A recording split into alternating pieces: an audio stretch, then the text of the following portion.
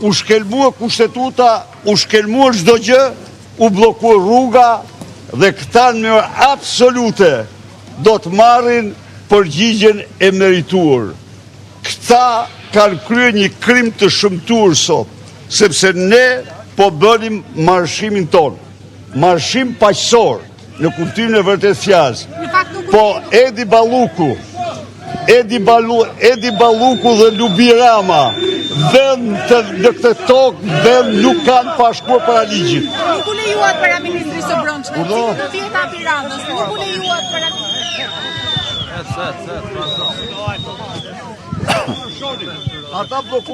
Ata bllokuan bulevardin. Ne do përgatitemi për të gjitha format edhe i garantoj që e kanë të humur 100%.